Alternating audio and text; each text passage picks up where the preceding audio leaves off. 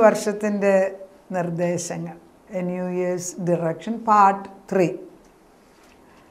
Part 1ഉം 2ഉം സങ്കീർത്തനം 1-ന്റെ 1 തൊട്ട് 3 വരെയുള്ള വാക്യം പ്രധാനമായിട്ട് പറഞ്ഞുകൊണ്ടിരുന്നു. അവസാനം ഞാൻ നിർത്തിയത് ഇങ്ങനെയാണ്: ഈ സങ്കീർത്തനം 1-ൽ 1 തൊട്ട് 3 വരെ പറയുന്നത് ആർക്കെങ്കിലും ഈ ഭൂമിയിൽ ജീവിക്കാൻ ഒക്കുമോ അങ്ങനെ.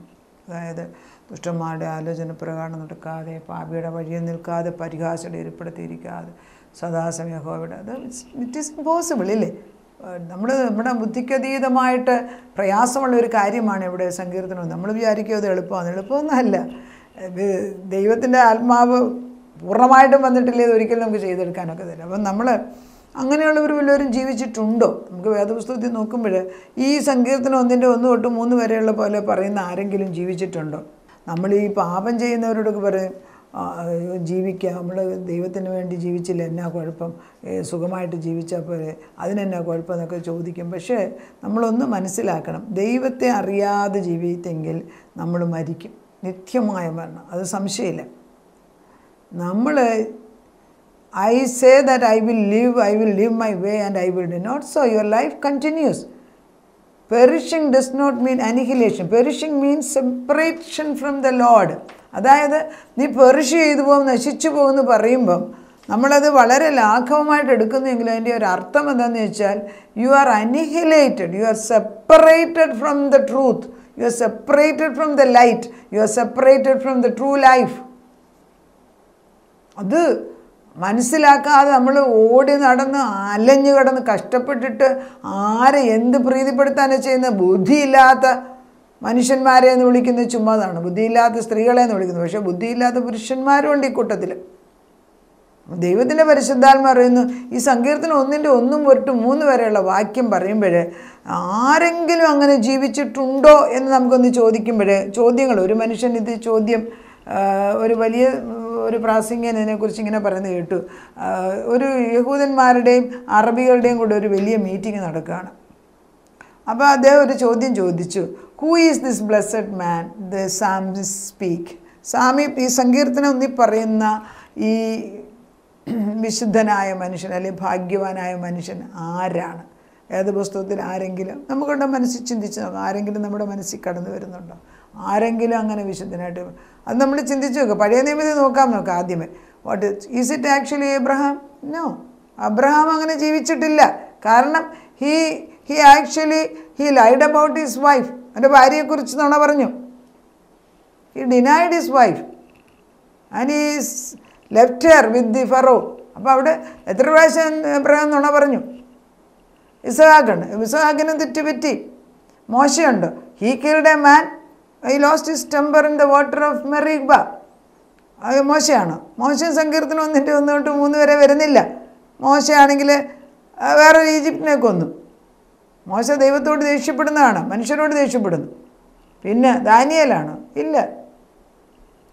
ദാനിയേൽ ദൈവത്തിൻ്റെ പരിശുദ്ധാത്മാവിൽ 1 തൊട്ട് 1 തൊട്ട് 3 തൊട്ട് ഉള്ളതിനനുസരിച്ച് ജീവിച്ചിട്ടുണ്ടോ? നമുക്ക് അറിഞ്ഞുകൂടാ. Compared to Moses and Abraham he is better. പക്ഷേ പൂർണ്ണതയൊന്നും ആയിട്ടില്ല. ഒരു മനുഷ്യനും പൂർണ്ണതയും ജീവിച്ചിട്ടില്ലല്ലോ. ഡേവിഡാണോ? അല്ലല്ലോ. He committed adultery and murder.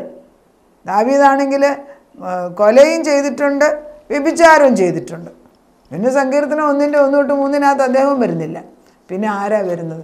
അപ്പോൾ അങ്ങനെ ഒരു യഹൂദൻ അവിടെ ഇരുന്ന്, അദ്ദേഹം ഈ ന്യൂ ടെസ്റ്റ്മെൻ്റ് ബുക്ക് വായിച്ച മനുഷ്യൻ, അദ്ദേഹം പറഞ്ഞു, ഇതിലെഴുതിയിരിക്കുന്ന, ഈ പുതിയ നിയമത്തിൽ എഴുതിയിരിക്കുന്ന ആൾ സത്യമാണ് എങ്കിൽ, അങ്ങനെയാണ് അദ്ദേഹം പറഞ്ഞത്, ഈ പുതിയ നിയമത്തിൽ എഴുതിയിരിക്കുന്ന ആൾ സത്യമാണ് എങ്കിൽ അത് ഒരുവൻ മാത്രമേ സങ്കീർത്തനം 1-ന്റെ 1 തൊട്ട് 3 വരെയുള്ള വാക്യം അനുസരിച്ച് ജീവിച്ചിട്ടുള്ളൂ.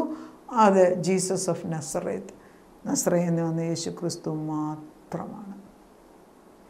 അപ്പം നമ്മൾ ചിന്തിച്ച് നോക്കിക്കേ, പഴയ നിയമത്തിൽ സങ്കീർത്തനം ദാവീദ് എഴുതാൻ തുടങ്ങുന്നതിന് മുമ്പ് തന്നെ 1-ാം അധ്യായത്തിൽ യേശുവിനെക്കുറിച്ചാണ് എഴുതിയിരിക്കുന്നത്. യേശുവിനെക്കുറിച്ച് മാത്രം.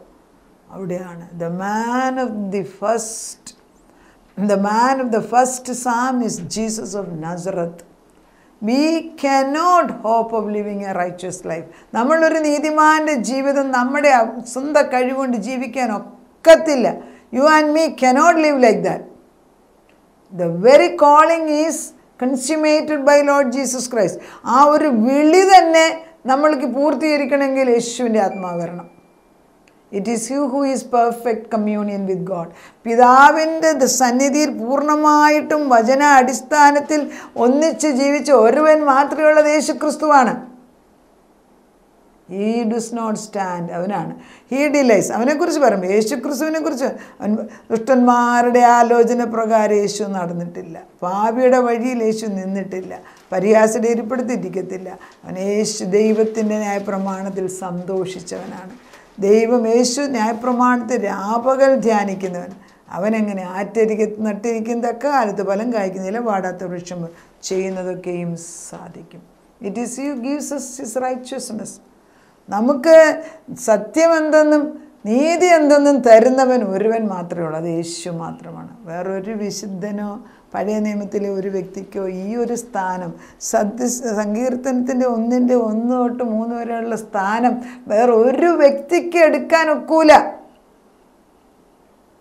As we live in communion with him, we can become that tree planted by the waters and our ways will be known to God. അതായത് നമ്മൾ ക്രിസ്തുവുമായിട്ട് ബന്ധപ്പെടുമ്പോൾ, ക്രിസ്തുവിൻ്റെ ഭാഗമായി മാറും. ക്രിസ്തുവുമായിട്ട് കമ്മ്യൂണിയൻ എടുക്കുമ്പോൾ, അല്ലെ ക്രിസ്തുവിൻ്റെ ആത്മാവ് സ്വീകരിച്ച് കഴിയുമ്പോൾ മാത്രമേ ആറ്റരികത്ത് നട്ടിരിക്കുന്ന അക്കാലത്ത് ഫലം കായ്ക്കുന്ന വൃക്ഷം യേശു ആയിരുന്നത് പോലെ ആകത്തുള്ളായിരുന്നു. സങ്കീർത്തനത്തിൽ വ്യക്തമായിട്ട് യേശുവിനെ വെച്ചാണ് തുടങ്ങിയിരിക്കുന്നത്. നമ്മൾ ഈ പഠിക്കാൻ വേണ്ടി കുറച്ച് സങ്കീർത്തനം കാണാൻ പറയുന്നു, പക്ഷെ ആരെക്കുറിച്ചാണ് എഴുതി വെച്ചിരിക്കുന്നത് നമുക്ക് ബോധമില്ലെങ്കിൽ പകുതി സത്യങ്ങൾ നമ്മൾ അറിയുന്നുള്ളൂ. ആദ്യത്തെ അധ്യായത്തിൽ തന്നെ. അന്ന് പിന്നെ ഈ പൊരുളുകൾ, അതായത് നമ്മൾ ഈ രഹസ്യങ്ങൾ അന്ന് പഴയ നിയമത്തിൽ പറഞ്ഞു തന്നിട്ടില്ല. പക്ഷെ പുതിയ നിയമമായപ്പം എബ്രായ ലേഖനം ആയപ്പോഴത്തേക്ക് ഒട്ടു കാര്യങ്ങൾ നമ്മളെ അറിയിച്ചു കഴിഞ്ഞിരിക്കുന്നു എന്നാണ് പറയുന്നത്. നമ്മൾ അറിയേണ്ടതെല്ലാം ഈ പുതിയ നിയമമായ എബ്രായ ലേഖനത്തെ ആയപ്പോഴത്തേക്ക് എഴുതി വെച്ചിരിക്കുകയാണ്. പിന്നെ ഇനി വരാൻ പോകുന്ന വെളിപ്പാടിനകത്തും എഴുതി വെച്ചിട്ടുണ്ട്. അപ്പം നമ്മൾ മനസ്സിലാക്കേണ്ടത് ഈ സങ്കീർത്തനം 1-ാം അധ്യായത്തിൽ എഴുതിയിരിക്കുന്നത് പോലെ നമ്മളാകണമെങ്കിൽ നമ്മൾ ക്രിസ്തുവിലാകണം. The road and that is the road to happiness and blessings in our life. അപ്പം നമ്മൾ ക്രിസ്തുവിൽ മാത്രമേ യേശുവിൻ്റെ ആത്മാവിലുള്ളവർക്ക് ഈ സങ്കീർത്തനം 1 തൊട്ട് 3 വരെയുള്ള വാക്യങ്ങളിൽ നടക്കത്തുള്ളൂ. അപ്പോൾ 2 കാര്യങ്ങൾ പ്രോആക്റ്റീവായിട്ട് ചെയ്യാൻ. ഒന്നാമത് റിട്ടൺ വേർഡ്, ദൈവം എഴുതി തന്നിരിക്കുന്ന വചനത്തിൽ ഉറയ്ക്കണം.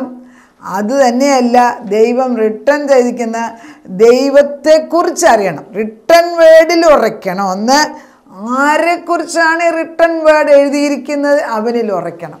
ഒന്ന് വചനത്തിൽ ഉറയ്ക്കണം, വചനം ആരെക്കുറിച്ച് എഴുതിയിരിക്കുന്നു അവനിൽ ഉറയ്ക്കണം. ഇത് 2 കണ്ടീഷൻ ശരിയാകാതെ സങ്കീർത്തനം 1-ന്റെ 1 തൊട്ട് 3 വരെയുള്ള വാക്യം നമ്മുടെ ജീവിതത്തിൽ ശരിയാകത്തില്ല. അപ്പോൾ വളരെ വളരെ നിർബന്ധമായിട്ടും യേശുവിനെ ഡിപ്പിക്റ്റ് ചെയ്ത് പഴയ നിയമത്തിൽ എഴുതി വെച്ചിരിക്കുന്നു.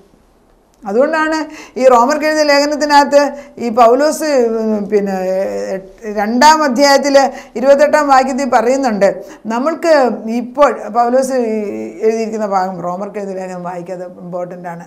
2-ന്റെ-28 അത് പൗലോസ് പറയുന്നത്, ഈ നമ്മളാരും വിചാരിക്കുന്നത് പോലെ നീതിമാനായിട്ട് നമ്മൾക്ക് തന്നെ പറയാൻ ഒക്കുന്നില്ല. നീതിമാനാകുന്നത് യേശു വരുമ്പോൾ. പക്ഷെ യേശു ഉള്ളിലുണ്ട് എങ്കിൽ നീ നീതിമാനാണ്. പിന്നെ അവിടെ 2 തർക്കം വരുന്നില്ല. അവിടെയാണ് there is no condemnation for those. ക്രിസ്തുയേശുവിലുള്ളവർക്ക് ശിക്ഷാവിധി ഇല്ല എന്ന് പറയുന്നതിൻ്റെ റീസൺ അത്. I don't know whether it makes sense to you people, but these are absolute ട്രൂത്താണ്. റോമർക്ക് എഴുതിയ ലേഖനം 2-ന്റെ-28 പറയുന്ന ഇതാണ്, പുറമേ യഹൂദനായവൻ യഹൂദനല്ല, പുറമേ ജഡത്തിലുള്ളത് പരിച്ഛേദനയുമല്ല, അകമേ യഹൂദനായനത്രേ യഹൂദൻ. യഹൂദനെ മറിച്ച് ഏത് വ്യക്തിയെ എടുക്കാം, യഹൂദനെ പുറമേ കാണിക്കുന്നതുകൊണ്ടൊന്നും അല്ല നമ്മൾ യഥാർത്ഥത്തിൽ മനുഷ്യനാകുന്നത്. അത് കഴിഞ്ഞിട്ട് എഴുതി, അക്ഷരത്തിലല്ല ആത്മാവിൻ്റെ ഉള്ള ഹൃദയ പരിച്ഛേദന അത്രേ പരിച്ഛേദന. അവന് മനുഷ്യരാലല്ല ദൈവത്താൽ തന്നെ പുകഴ്ച ലഭിക്കും. അപ്പോൾ പൗലോസ് വ്യക്തമായിട്ട് എഴുതിയിരിക്കുകയാണ്, ഈ പരിച്ഛേദന എനിക്കും നിങ്ങൾക്കും ഹൃദയ പരിച്ഛേദനയാണ് ആവശ്യം.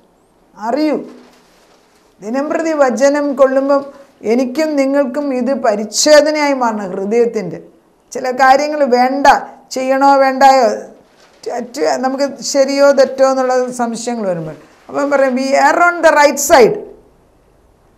അത് ശരി, അത് ചെയ്യാനുള്ള അത് പലപ്പോഴും എന്നെ തിങ്ക് ചെയ്യാണ്, ഒരാൾക്ക് ഹെൽപ്പ് ചെയ്യണോ വേണ്ടായോ. ചിലപ്പോൾ നമ്മുടെ പൈസ കാണത്തില്ല, പക്ഷെ പൈസ ഉള്ളപ്പം കൊടുക്കണോ വേണ്ട കൊടുക്കണോ സാരമില്ല. To be on the right side, എന്താണെങ്കിലും കൊടുക്കുക, അതങ്ങ് കൊടുത്തേക്കാം, അത് കിട്ടിയാലും ഇല്ലെങ്കിലും അതങ്ങ് ഹെൽപ്പ് ചെയ്തേക്കാം. We are erring on the right side. ഒരു കാര്യം വേണ്ടാത്തത് ചെയ്യണോ വേണ്ട എന്ന് ചിന്തിക്കുമ്പോൾ വേണോ ചെയ്യണോ അത് റെക്കമെൻഡ് വേണ്ട എന്ന് ചിന്തിക്കുക, അത് ചെയ്യത്തില്ല. അപ്പം we are actually choosing the right things. നല്ലത് മാത്രം തിരഞ്ഞെടുക്കാനുള്ള ദൈവം നമ്മൾ സങ്കീർത്തനം 1 തന്നെ നമുക്ക് തന്നിരിക്കുകയാണ്. ഹൃദയപരിച്ഛേദന നമുക്കുണ്ടാകണം. നമുക്ക് നമ്മുടെ തലമുറകൾക്കും നമ്മുടെ കുഞ്ഞുങ്ങൾക്കും നമ്മുടെ ഭർത്താക്കന്മാർക്കും എല്ലാം നമ്മുടെ ഭാര്യമാർക്കും എല്ലാം ഹൃദയപരിച്ഛേദന കൊടുക്കണമെന്ന്. അത് പരിശുദ്ധാത്മാവിൻ്റെ ജോലിയാണ്. അത് ചെയ്ത് കഴിഞ്ഞാൽ സങ്കീർത്തനം 1 തൊട്ട് 3 വരെ എന്ന വാക്യം നമ്മളിൽ അപ്ലൈ ചെയ്യും. അത് യേശുവിൻ്റെ മക്കളായിട്ട് നമ്മൾ വല്ല യേശുവിൻ്റെ സഹോദരി യേശുവിൻ്റെ കൂട്ടത്തിൽപ്പെടണം. We are become heirs and co heirs എന്ന് പറയും. അവകാശികളും കൂട്ടവകാശികളുമായി മാറും. അപ്പം പിന്നെ നമ്മൾ ഫലമുള്ള വൃക്ഷമായി മാറും. ഓരോ കുടുംബത്തിലും ഇങ്ങനെ അനേക മക്കൾ, ഓരോ ഭവനത്തിലും ഓരോ സ്ഥലത്തും ഇങ്ങനെ ദൈവത്തിന് വേണ്ടി നിൽക്കുന്ന ആളുകളുണ്ട്. എന്തൊരു ഭാഗ്യമാണ്. നമുക്ക് പ്രാർത്ഥിക്കാം. അത് സങ്കീർത്തനം 1 തൊട്ട് 1 വരെ 1 തൊട്ട് 3 വരെയുള്ള വാക്യം എത്ര വിശ്വസ്തനായ നിന്നെക്കുറിച്ച് മാത്രം എഴുതി വെച്ചിരിക്കുന്നു. ഞങ്ങളത് മനസ്സിലാക്കിയിട്ടില്ല. പലപ്പോഴും ഒരു കണ്ടീഷൻ പോലെ ഞങ്ങളങ്ങ് വായിക്കുന്നേ ഉള്ളൂ. പക്ഷെ ഒരിക്കലും അപ്പച്ചൻ തന്നെയാണ്, യേശു പുത്രൻ തമ്പുരാനെക്കുറിച്ച് തന്നെയാണ് ഇത് പറയുന്നതെന്ന് റിലേറ്റ് ചെയ്തിട്ടില്ല. എന്നാൽ ഇന്നത് മനസ്സിലാക്കി തന്നതിന് സ്തോത്രം. അതാണ് ഞങ്ങളുടെ ജീവിതം. ക്രിസ്തു ഉള്ളിൽ വന്നു കഴിയുമ്പം രൂപാന്തരം. ഒരുവൻ ക്രിസ്തുവിലായാൽ അവൻ പുതുസൃഷ്ടി. പഴയത് കഴിഞ്ഞു പോകും. അത് പഴയത് കഴിഞ്ഞു പോയി അപ്പച്ച. പുതുസൃഷ്ടിയാക്കിയ ദൈവസ്നേഹത്തിന് നന്ദിയോടെ സ്തോത്രം. ആത്മാവിൻ്റെ വിവേചനത്തോടെ ജീവിപ്പാൻ ഞങ്ങളെ പഠിപ്പിക്കണം. വചനം ജഡം വെക്കണം. വചനം ജഡമായിട്ട് വന്നതാണ് യേശു. അപ്പോൾ വചനവും യേശുവും തമ്മിൽ വ്യത്യാസമില്ല. ദൈവത്തിൻ്റെ സത്യവചനവും യേശു ഒന്നാകിയാൽ നിൻ്റെ വചനത്തിൽ ഉറച്ചു നിൽക്കിട്ട് ആത്മാവിൻ്റെ ബലത്തിൽ ജീവിപ്പാൻ ഞങ്ങളെ പഠിപ്പിക്കും. അങ്ങനെ നിൽക്കുമ്പോൾ ഞങ്ങൾ ആറ്റരികത്ത് നട്ടിരിക്കുന്ന തക്ക കാലത്ത് ഫലം കായ്ക്കില്ല പാടാത്തമായ വൃക്ഷം പോലെ ഞങ്ങൾ ചെയ്യുന്നതെല്ലാം സഫലമാകും. നിൻ്റെ വചനം വായിക്കുന്നത് ഞങ്ങളുടെ ഭക്ഷണം കഴിക്കുന്ന പോലെ. 4 നേരം ഭക്ഷണം കഴിക്കുന്നവർ 4 നേരം ആത്മാവിൻ്റെ വചനം വായിക്കുന്നു. ദാവീദ് 7 വട്ടം പ്രാർത്ഥിച്ചു എന്ന് പറയുന്നു. മോശെ ഏലിയ 40 ദിവസം ഉപവസിച്ചു എന്ന് പറയുന്നു. യേശു ക്രിസ്തു 40 ദിവസം പിതാവിൻ്റെ കൂടെ ഇരിക്കുന്നു. എല്ലാ ദിവസവും യേശു വിജനമായ സ്ഥലത്ത് തന്നെ പോയിരുന്ന പിതാവിനോട് സംസാരിച്ചു എന്ന് എഴുതിയിരിക്കുന്നു. ഇതൊക്കെയാണ് ഞങ്ങളുടെ മുന്നിൽ എഴുതിച്ചിരിക്കുന്ന എക്സാമ്പിൾ. അതിനനുസരിച്ച് ജീവിപ്പാൻ ഞങ്ങളുടെ തലമുറ ഒരു വിട്ടുതൽ തന്ന് ഒരു സെറ്റപ്പായിട്ട് മാറ്റിവെച്ച് ഞങ്ങളെ നയിക്കണമേ. അതിൽ സന്തോഷം ഇട്ട് തരണം. എന്നാലേ ഞങ്ങൾ ചെയ്യത്തുള്ളൂ കർത്താവേ. ആ പരിശുദ്ധാത്മാവിൻ്റെ joy of the Lord is my strength എന്ന് പറയുന്ന പോലെ ഞങ്ങളെ നയിച്ചാട്ട് അവിടുന്ന് കടന്നു വന്ന് പ്രവർത്തിക്കുന്നതിന് സ്തോത്രം. അനേക മക്കളുടെ ഹൃദയത്തിലേത് എച്ചിങ് എന്ന് പറയും, എഴുതി പ്രിൻ്റ് ചെയ്തിടുന്ന പോലെ ഇടുന്നതിന് നന്ദിയോടെ സ്തോത്രം. യേശു ക്രിസ്തുവിൻ്റെ പൊന്നുനാമത്തിൽ തന്നെ ആമേൻ.